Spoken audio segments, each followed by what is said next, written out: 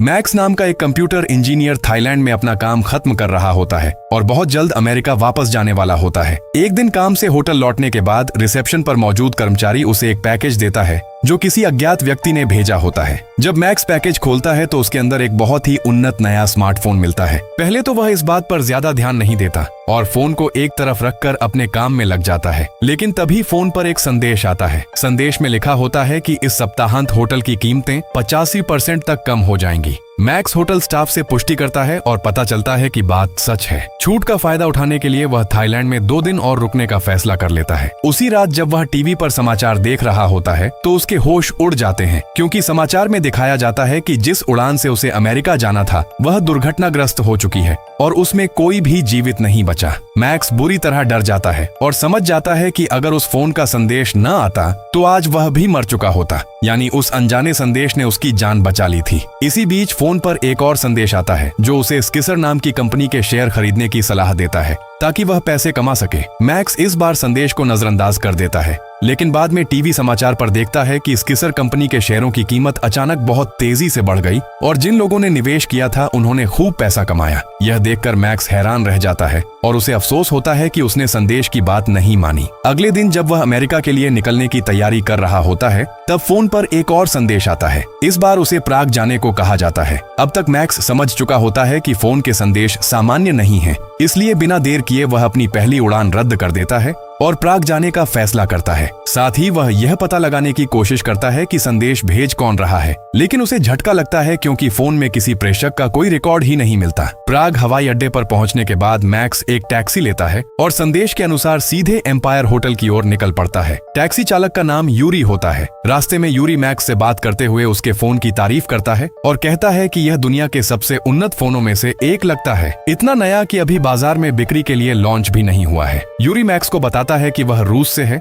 और तकनीक के बारे में काफी ज्ञान रखता है। वह मैक्स से कहता है कि अगर उस फोन में कभी कोई समस्या आए तो वह उसकी मदद कर सकता है। होटल पहुंचने के बाद मैक्स उस पैकेज के भेजने वाले के बारे में पता लगाने की कोशिश करता है। वह शिपिंग कंपनी को फोन करता है, लेकिन कंपनी के नियमों के अनुसार वे प्रेषक की जानकारी देने से मना कर देते हैं। कुछ देर बाद फोन पर एक और संदेश आता है जो मैक्स को होटल के कैसीनो में मौजूद स्लॉट मशीन नंबर 13 पर अपनी किस्मत आजमाने को कहता है। लेकिन जब मैक्स वहां पहुंचता है तो देखता है कि मशीन पर पहले से ही एक आदमी खेल रहा है। तभी फोन पर एक नया संदेश आता है जिसमें लिखा होता है कि उस मशीन का चौथा स्पिन जैकपॉट जीतने वाला है। मैक्स उस आदमी को 20 यूरो देने की पेशकश करता है और कहता है कि वह नंबर 13 को भाग्यशाली मानता है, लेकिन आदमी उसकी बात अनदेखी कर देता है। जब वह चौथी बार स्पिन करने वाला होता है तब मैक्स उसका हाथ पकड़ लेता है और इस बार उसे 100 यूरो देने की पेशकश करता है। पैसे देखकर आदमी मान जाता है और अपनी सीट मैक्स को दे देता है। मैक्स बटन दबाता है और पहली ही कोशिश में $3 लाख का बड़ा जैकपॉट जीत लेता है। कैसीनो का प्रबंधक जॉन सुरक्षा कैमरों पर यह सब देख रहा होता है और इतनी बड़ी संयोगपूर्ण घटना देखकर हैरान रह जाता है। वह अपनी टीम को मैक्स पर नजर रखने का आदेश देता है। इसी बीच मैक्स के फोन पर एक और संदेश आता है जो उसे अपनी सारी जीत ब्लैकजैक टेबल पर लगाने को कहता है। मैक्स बिना सोचे समझे पूरा पैसा एक ही खेल में दांव पर लगा देता है और फिर से संदेश सही साबित होता है। वह और भी ज्यादा पैसे जीत लेता है। जॉन को अब यकीन हो जाता है कि कुछ न कुछ गड़बड़ जरूर है। उसने ध्यान दिया था कि मैक्स खेल के दौरान चोरी छिपे फोन देख रहा था, इसलिए वह एक कर्मचारी को भेजकर उसे चेतावनी दिलवाता है कि कैसीनो के अंदर फोन का इस्तेमाल करना अनुमति नहीं है। इतना पैसा जीतने के बाद भी मैक्स संतुष्ट नहीं होता। उसका लालच बढ़ चुका होता है और वह और ज्यादा जीतना चाहता है, इसलिए वह कैसीनो के बाहर जाकर यूरी को फोन करता है और पूछता है कि क्या कोई ऐसा तरीका है जिससे उसे संदेश पढ़ने के लिए फोन न देखना पड़े। यूरी कहता है कि वह मदद कर सकता है, लेकिन बदले में 500 यूरो लेगा। मैक्स तुरंत मान जाता है। यूरी को आने में थोड़ा समय लगने वाला होता है, इसलिए मैक्स वापस कैसीनो के अंदर चला जाता है। वहां उसकी नजर एक नशे में धुत आदमी पर पड़ती है जो अपनी प्रेमिका को जबरदस्ती कुछ करने पर मजबूर कर रहा होता है। मैक्स नायक बनने की कोशिश करता है और लड़की की मदद के लिए बीच में आ जाता है, लेकिन अचानक वह आदमी मैक्स के चेहरे पर जोरदार मुक्का मारता है और मैक्स बेहोश हो जाता है। दरअसल यह सब एक जाल था। वह आदमी और लड़की असली प्रेमी प्रेमिका नहीं थे, बल्कि कैसीनो के लोग थे। उन्होंने जानबूझकर यह नाटक रचा था ताकि मैक्स के सिम कार्ड की प्रतिलिपि बनाकर उसके रहस्यमय संदेशों का स्रोत पता लगाया जा सके। जब मैक्स को होश आता है तो आदमी गायब होता है, लेकिन लड़की वहीं होती है। वह अपना नाम कैमिला बताती है और मैक्स तुरंत उससे छेड़छाड़ भरी बातचीत शुरू कर देता है। दोनों की बातचीत ज्यादा देर तक नहीं चल पाती क्योंकि यूरी का फोन आ जाता है और वह मैक्स को कैसीनो के बाहर मिलने के लिए बुलाता है। उसी समय जॉन की टीम कॉपी किए गए सिम कार्ड के जरिए संदेशों को ढूंढने की कोशिश कर रही होती है, लेकिन वे सब स्तब्ध रह जाते हैं क्योंकि उन्हें दुनिया भर के किसी भी नेटवर्क में उन संदेशों का कोई रिकॉर्ड नहीं मिलता। कैसीनो के बाहर मैक्स यूरी से मिलता है जो उसे एक विशेष ब्लूटूथ ईयरबड्स देता है। ये उन्नत ईयरबड्स टेक्स्ट संदेशों को आवाज में बदल कर सुना सकते हैं, जिससे मैक्स बिना फोन निकाले संदेश सुन सकता है और किसी को शक भी नहीं होता। वर्ष 2009 के हिसाब से यह तकनीक देखकर मैक्स काफी प्रभावित हो जाता है। अपना नया उपकरण लेकर वह फिर से कैसीनो के अंदर जाता है और इस बार सबसे बड़ी मशीन पर दांव लगाता है, जिसका जैकपॉट $30 लाख का होता है। जॉन मैक्स का आत्मविश्वास देखकर तुरंत सुरक्षा कर्मियों को उसके पीछे भेज देता है, लेकिन पहले की तरह इस बार भी संदेश बिल्कुल सही निकलता है और मैक्स फिर जैकपॉट जीत लेता है। जीतने के तुरंत बाद सुरक्षा कर्मी उसका पीछा करना शुरू कर देते हैं। मैक्स भागने की कोशिश करता है, लेकिन तभी एक FBI एजेंट उसका रास्ता रोक लेता है। उस एजेंट का नाम ग्रांट होता है। ग्रांट मैक्स को अपनी हिरासत में ले लेता है और इसी दौरान जॉन भी वहां आ जाता है। जॉन कहता है कि मैक्स कैसीनो का मामला है और उसे उनके हवाले कर दिया जाना चाहिए, लेकिन ग्रांट उसे चेतावनी देता है कि इस मामले से दूर रहना ही उसके लिए बेहतर होगा। तब पता चलता है कि ग्रांट और जॉन एक दूसरे को पहले से जानते हैं, क्योंकि जॉन कभी FBI एजेंट हुआ करता था। ग्रांट मैक्स को एक पुरानी और सुनसान इमारत में ले जाता है, उस पर बंदूक तान देता है और उस रहस्यमय फोन तथा संदेशों के बारे में सवाल पूछने लगता है। मैक्स घबराकर सब सच बता देता है कि उसे यह फोन एक पैकेज में मिला था और वह बस उस फोन की सलाह मानकर पैसे कमाने की कोशिश कर रहा था। ग्रांट उसके चेहरे पर असली डर देख लेता है और उसकी बात पर विश्वास कर लेता है। थोड़ी देर बाद जॉन भी वहां पहुंच जाता है। कैसीनो के मालिक ने उसे पता लगाने के लिए भेजा था कि कैसीनो इतना पैसा क्यों हार रहा है। ग्रांट समझ जाता है कि जॉन अब यहाँ से जाने वाला नहीं है, इसलिए वह उसे पूरी सच्चाई बता देता है। वह बताता है कि FBI और NSA मिलकर उन लोगों की जांच कर रहे हैं जिन्होंने ऐसे ही रहस्यमय संदेशों की मदद से बहुत पैसा कमाया था। ये सभी लोग अमेरिकी थे, लेकिन उनमें और कोई समान बात नहीं थी। सबसे अजीब बात यह थी कि जब भी FBI उन तक पहुंचने की कोशिश करती थी, वे लोग किसी न किसी रहस्यमय दुर्घटना में मर जाते थे। ग्रांट कहता है कि मैक्स की किस्मत अच्छी है कि वह मरने से पहले ही FBI के पास पहुंच गया। फिर वह NSA की सबसे उन्नत कृत्रिम बुद्धिमत्ता प्रणाली के बारे में बताता है, जिसका नाम एकेलॉन है। यह दुनिया के सबसे शक्तिशाली निगरानी कार्यक्रमों में से एक है, जो पूरे देश में भेजे गए संदेशों को ट्रैक और मॉनिटर कर सकता है। FBI की योजना थी कि जैसे ही अगला संदेश भेजा जाए, एकेलॉन उसका स्रोत खोज ले। इसके बाद ग्रांट मैक्स को साफ चेतावनी देता है कि अगर वह कैसीनो में धोखाधड़ी के मामले में जेल नहीं जाना चाहता, तो उसे FBI की मदद करनी होगी और संदेशों के स्रोत तक पहुंचना होगा। मजबूर होकर मैक्स मान जाता है। ग्रांट उसका फोन अपने पास रख लेता है और उसे होटल से बाहर न निकलने की चेतावनी देता है, क्योंकि उसकी जान को खतरा हो सकता है। इसके बाद ग्रांट अपने बॉस ब्रूक को फोन करता है और एकेलॉन प्रणाली सक्रिय करने को कहता है। ब्रूक बताता है कि प्रणाली 3 घंटे में तैयार हो जाएगी। होटल में बैठे बैठे मैक्स को कैमिला का फोन आता है, जो उसे पास के एक बार में पेय के लिए आमंत्रित करती है। ग्रांट की चेतावनी के बावजूद मैक्स होटल छोड़कर कैमिला से मिलने चला जाता है, लेकिन उनकी मुलाकात ज्यादा देर तक नहीं चल पाती, क्योंकि एक FBI अधिकारी वहां पहुंचकर मैक्स को वापस होटल ले आता है। स्रोत ढूंढने के लिए ग्रांट मैक्स का फोन उसे वापस दे देता है और कहता है कि अगले 3 संदेशों के निर्देश बिल्कुल वैसे ही मानने होंगे जैसे वह पहले करता आया है। मैक्स संदेशों के अनुसार अपनी सारी जीत दांव पर लगा देता है, लेकिन इस बार सब कुछ उल्टा हो जाता है और वह अपना पूरा पैसा हार जाता है। थोड़ी देर बाद एक और संदेश आता है, जिसमें चेतावनी दी जाती है कि अगर फोन दोबारा बंद किया गया तो उसकी मौत हो जाएगी। लेकिन इसी समय एक FBI अधिकारी फोन उसके हाथ से लेकर उसे बंद कर देता है। जैसे ही NSA की एकेलॉन प्रणाली संदेशों के स्रोत को खोजने लगती है, सब लोग स्तब्ध रह जाते हैं। जांच से पता चलता है कि संदेशों का स्रोत कोई बाहरी इंसान नहीं, बल्कि स्वयं एकेलॉन AI है, यानी संदेश एकेलॉन खुद भेज रहा था। ब्रूक को लगता है कि शायद किसी हैकर ने प्रणाली को हैक कर लिया है और उसका इस्तेमाल कर रहा है। वह तुरंत अभियान बंद करने और एकेलॉन को निष्क्रिय करने का आदेश दे देता है। साथ ही ग्रांट को भी फोन करके मिशन रोकने को कहता है। इसके बाद एक बड़ी जांच शुरू होती है, लेकिन हैरानी की बात यह होती है कि प्रणाली में किसी बाहरी हैकर के घुसने का कोई प्रमाण नहीं मिलता। उसी रात कैमिला मैक्स को अपने अपार्टमेंट पर रात के खाने के लिए बुलाती है। दोनों साथ में भोजन करते हैं, काफी देर बातचीत करते हैं और एक दूसरे के और करीब आ जाते हैं। अगली सुबह जॉन कैसीनो के मालिक से मिलता है और बताता है कि NSA ने अपनी जांच रोक दी है, लेकिन मालिक उसे अपनी निजी जांच जारी रखने का आदेश देता है। ताकि संदेशों के असली स्रोत का पता लगाया जा सके। इसके बाद जॉन कैमिला को फोन करता है और कहता है कि मैक्स को अपने पास ही रखे ताकि वह उन लोगों की तरह न मर जाए जिन्हें पहले यह फोन मिला था। इसी बीच ग्रांट को फोन पर एक नया संदेश मिलता है जिसमें एक पता दिया होता है। मैक्स को भेजने के बजाय ग्रांट अपने एक एजेंट को फोन के साथ उस स्थान पर भेज देता है। जैसे ही एजेंट वहां पहुंचता है, दूसरा संदेश आता है जो उसे सड़क पार करने को कहता है। एजेंट संदेश का पालन करता है और सड़क पार करते समय एक कार उसे टक्कर मार देती है। उसकी वहीं मौत हो जाती है। दरअसल यह मौत मैक्स के लिए योजना बनाई गई थी। यह देखकर ग्रांट के पैरों तले जमीन खिसक जाती है। तभी फोन पर एक और संदेश आता है जिसमें धमकी दी जाती है कि अगर मैक्स को उनके हवाले नहीं किया गया तो अंजाम बहुत बुरा होगा। दूसरी तरफ मैक्स एक्लोन कार्यक्रम के बारे में और शोध कर रहा होता है। उसे पता चलता है कि एनएसए सिर्फ लोगों के संदेश ही नहीं पढ़ सकती, बल्कि पूरे देश में लगे सुरक्षा कैमरों के जरिए उन पर नजर भी रख सकती है। जब वह यह बात कैमिला को बता रहा होता है, तभी कैमिला सामने वाली इमारत की छत पर एक स्नाइपर को बंदूक के साथ देख लेती है। वह बिना एक सेकंड गंवाए मैक्स को जोर से धक्का देती है और गोली उसके बहुत करीब से निकल जाती है। इसी के साथ कैमिला दो और आदमियों को सीढ़ियों से उनकी ओर आते हुए देख लेती है, जो साफ तौर पर उन दोनों को मारने के इरादे से वहां पहुंच रहे होते हैं। कैमिला तुरंत मैक्स को बचाने के लिए एक कमरे में बंद कर देती है और खुद बंदूक ढूंढने निकल पड़ती है। लेकिन सामने वाली इमारत पर बैठा स्नाइपर उसके हाथ पर गोली मार देता है। घायल होने के बावजूद कैमिला हार नहीं मानती और एक लोहे की छड़ उठाकर दरवाजे के पार से ही एक हमलावर को बुरी तरह पीटना शुरू कर देती है। लेकिन तभी दूसरा हमलावर जबरदस्ती अंदर घुस आता है और कैमिला के साथ जबरदस्त लड़ाई शुरू हो जाती है।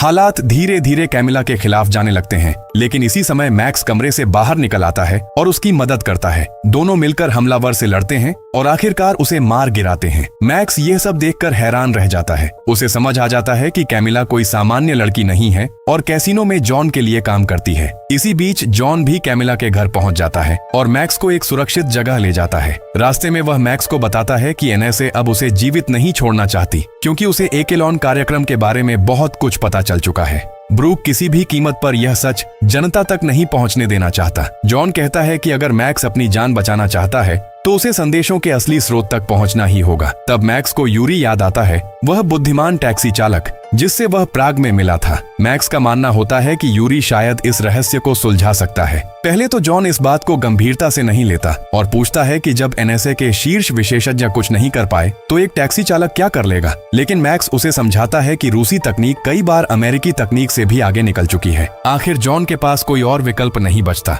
और दोनों मॉस्को के लिए निकल पड़ते हैं। मॉस्को पहुंचकर जब वे यूरी को पूरी कहानी बताते हैं तो यूरी कहता है कि उसे रहस्य सुलझाने में कम से कम 3 घंटे लगेंगे। इंतजार करते समय जॉन और मैक्स बाहर घूमने निकलते हैं। इसी दौरान मैक्स जॉन से पूछता है कि उसने एफबीआई क्यों छोड़ी थी। जॉन बताता है कि वह एक्लोन परियोजना के खिलाफ था। उसका मानना था कि लोगों की हर गतिविधि पर नजर रखना और उन्हें नियंत्रित करना बहुत खतरनाक और गलत बात है। उसने कई बार एक्लोन के खिलाफ आवाज उठाई, लेकिन किसी ने उसकी बात नहीं सुनी। इसलिए उसने एफबीआई छोड़ने का फैसला कर लिया। 3 घंटे बाद जब वे यूरी के पास वापस आते हैं तो यूरी एक चौंकाने वाला सच बताता है। उसके अनुसार एक्लोन को किसी हैकर ने हैक नहीं किया था, बल्कि एआई खुद अपनी मर्जी से संदेश भेज रहा था। यह कार्यक्रम इंटरनेट के जरिए दुनिया भर के कंप्यूटरों में आग की तरह फैल चुका था। विमान दुर्घटना की बात उसे पहले से पता थी, क्योंकि उसकी रिपोर्टों में उसकी जानकारी मौजूद थी। स्किसर कंपनी के शेयर बढ़ने की जानकारी भी उसने कंपनी के शीर्ष अधिकारियों के निजी संदेश पढ़कर हासिल की थी। इतना ही नहीं, वह एचलोन कैसीनो की मशीनों तक भी पहुंच गया था